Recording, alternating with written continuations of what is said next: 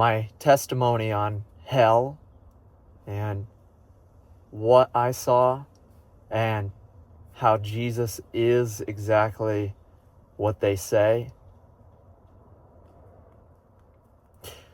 I was dreaming, of course.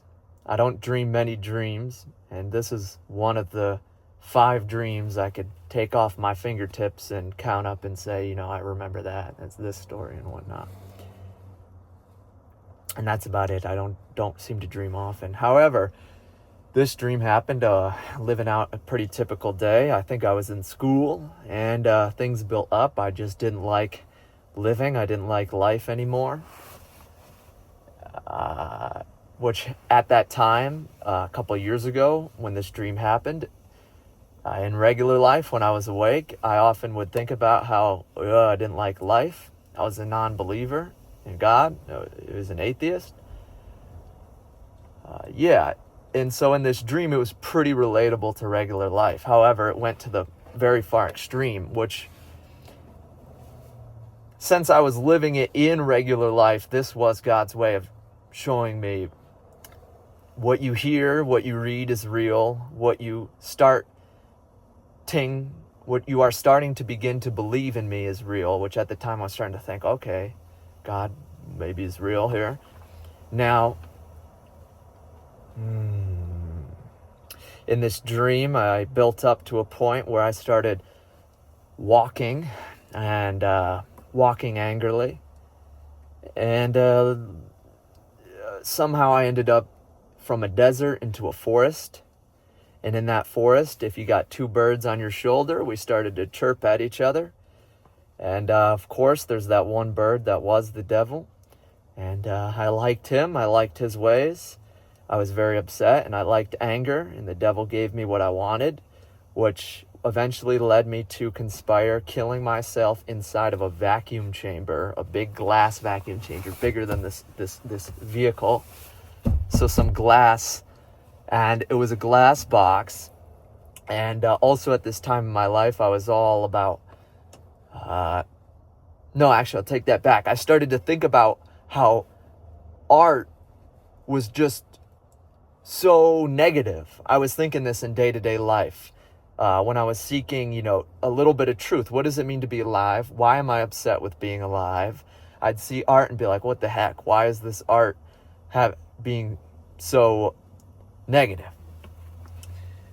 Nonetheless, the devil got to me where it seemed very interesting in this dream. I'm not going to do this, of course, here, real life, but in this dream, that glass box was, when I wanted it, it just was there. It was in the forest. It was ready for me to go in. And so, of course, I went in. I was glad. It was like a big F-U to the world here that we're living in today. And I was glad to do it because of how much it sucked. How much it sucked, which the devil will twist. I'm getting a little preachy, but the devil will twist your view of life to make you figure out how to make everything seem like it sucks. Nonetheless, in that box, we made it explode me. It's like the devil and I were together because I was so mad. I was so upset.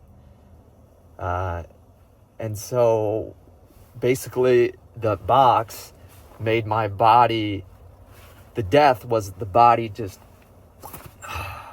exploding apart and splattering on the glass, splattering all over the glass, sticking to the glass.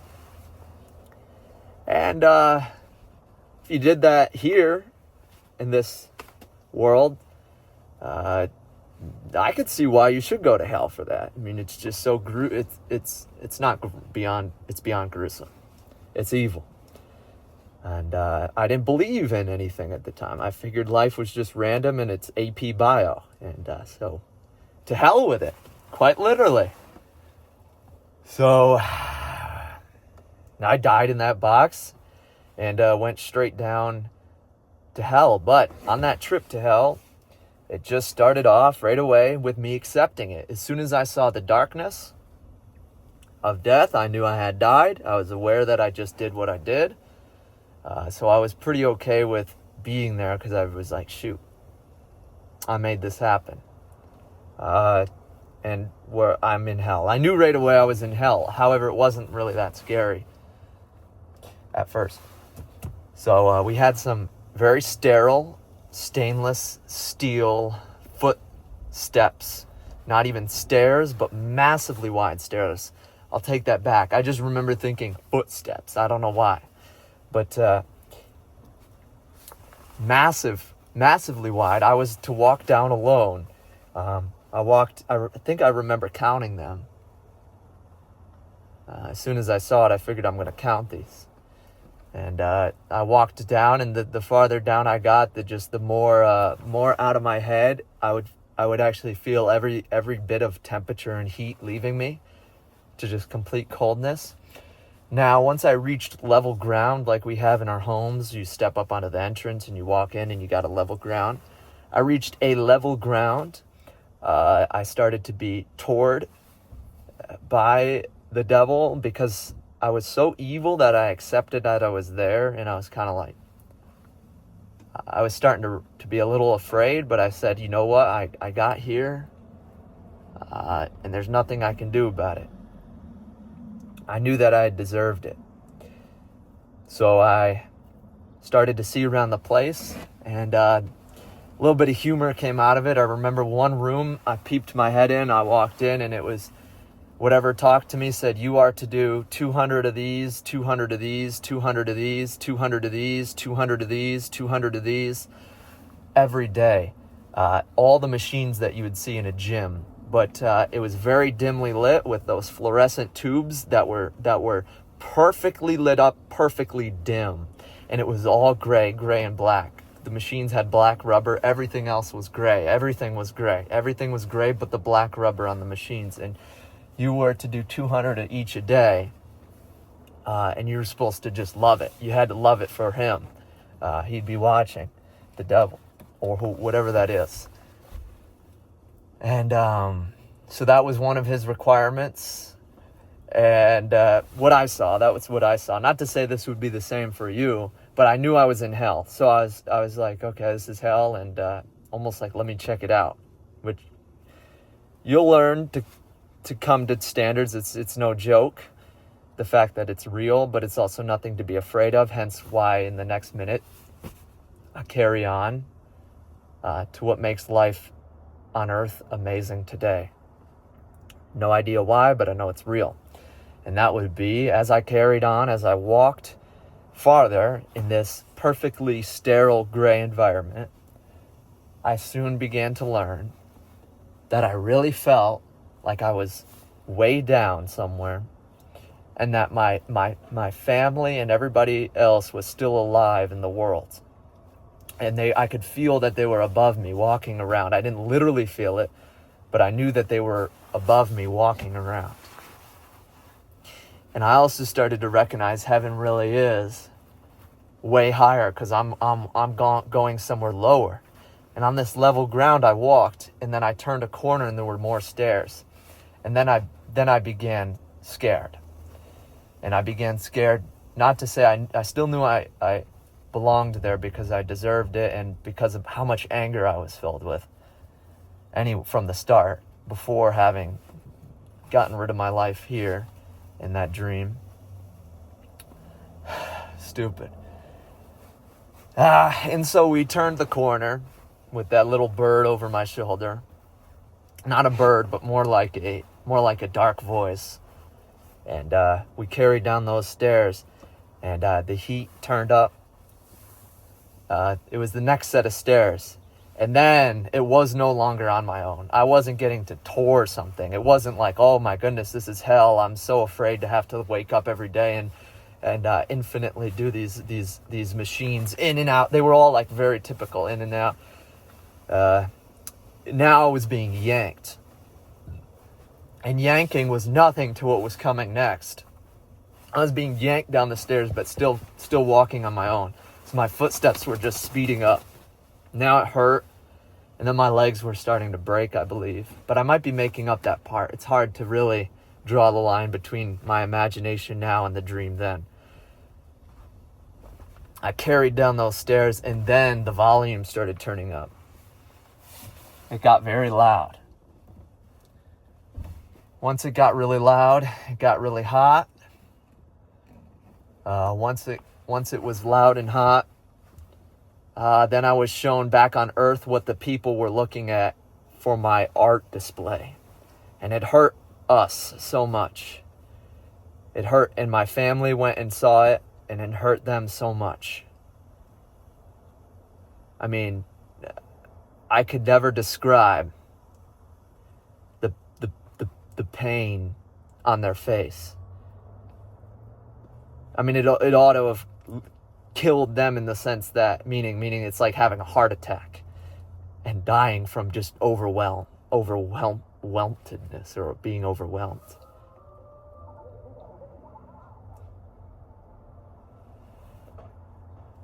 Nonetheless, that box was imagine the flesh sliding down the glass day by day. And this is how modern art tends to be. It loves to pull to the extremes. And now the extreme really is that seems to be heaven and hell. And I know that I had this dream, and I know that God is real. Whether or not he wants me to make this video, I tried to pray about it and see if he wanted me to share this. Seems like yes. But I know he's real because during that time, I was in my regular life, I was starting to think both ways. Think about love and whatever God meant, and think about there's no God and how much frustration and anger that I had about being alive. And it actually was destroying people around me. I was leashing out anger all the time. And so this dream was very close to real life, taken to the extreme in art and in realness, and taken to the extreme as if this is what will happen if you do this in real life. And so I know that God is real, because why would his love not intend for me to see a dream like that to keep me from walking into hell? So as we walked down further, I began to get really scared.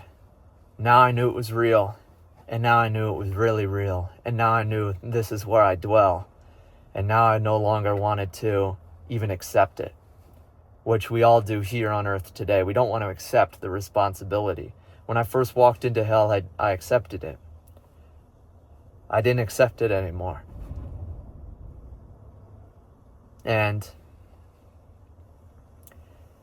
that's when I called on Jesus. And I said 3 times,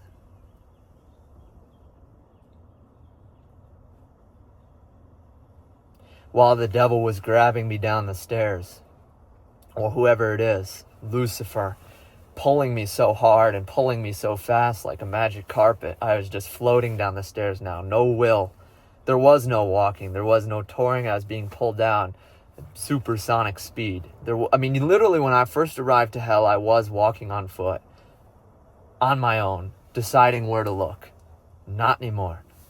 And I just called on Jesus 3 times, because I was beginning to see that in my real life. I was noticing people around me who talked about Jesus had a different aura to them. I don't mean to be all aura-y, but I just knew there was something there that had something worth exploring behind it. And today I just left with a bunch of Christians who we understand it's not about the religion, it's about Jesus and about God being God and being the way. No idea why. I just know that that's the case. And I called on him 3 times, and on the third one, it was so loud of a scream. I may have screamed it in real life, but I don't think so. It just felt like I did, because I woke up out of the dream screaming it. And I still was dreaming. Whether or not I did wake up or not in regular life, I still was dreaming. I think I fell back asleep. So I rose right out of the ground after calling on Jesus. Right out of the ground of where I grew up just a plain square yard in a half-acre suburb. And I just rose right out of the ground where a little small tree was planted by my family. And out of that ground, I watched the white hand leave me and just say bye. And as if it was Jesus himself, my parents we just came and hugged each other and said, "It's forgiven." That's all they said, and we kind of just carried on. They were pretty happy. And that's honestly how Jesus works today. It's not that dramatic. Hell is real. Heaven is real. There's plenty of drama involved in it. But Jesus is not really that dramatic of a character to deal with. He's amazing, but he's not dwelling beyond the moment. He took me right out of hell and said, "It's forgiven." And that's exactly what I was so angry about as an atheist. I think I couldn't wrap my head around that, and it would just get me mad, because the devil wants to use us to turn us away from the truth of Christ, the truth of God being Christ alive for us, and that we don't know any other way but Christ. As I've lived the other way and it was no good, and I live through Christ now, and it's exactly what people say. It's quick, it's unknowing, but it's full of love, it's full of trust, it's full of peace. And it's just something you cannot buy, you cannot get anywhere else. And I was lifted out of hell and walked in the house and just said, "It's forgiven." And Jesus said, actually, I knew I was so wrong that I just told Jesus, thank you, I live for you. And that's it. And he said something along the lines of, "That's good. Go ahead."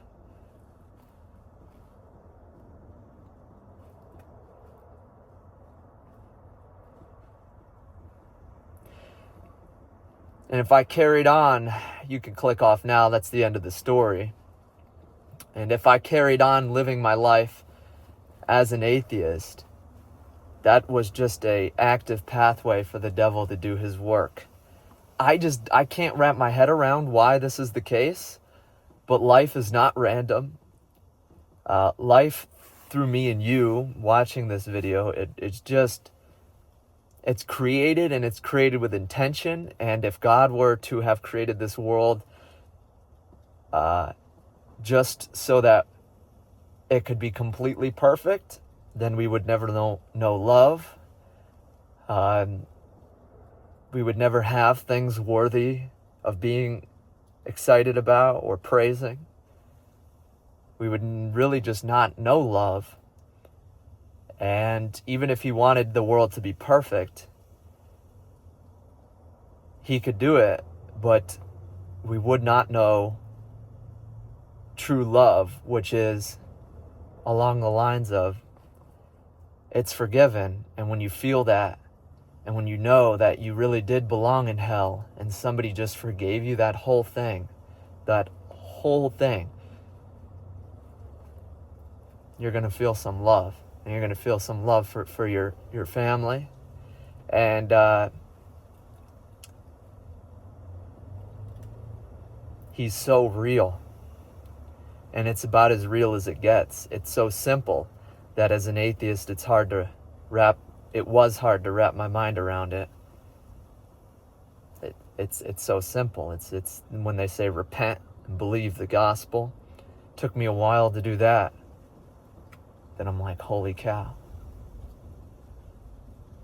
This thing that I was so frustrated about ever thinking was true is about as real as it gets.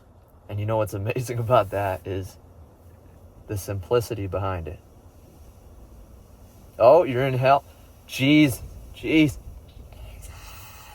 Boom.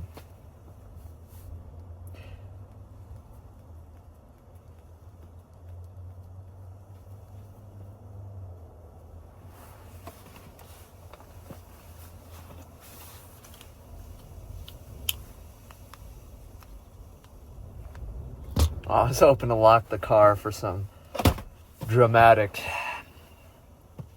ending. All right. Y'all have a good day.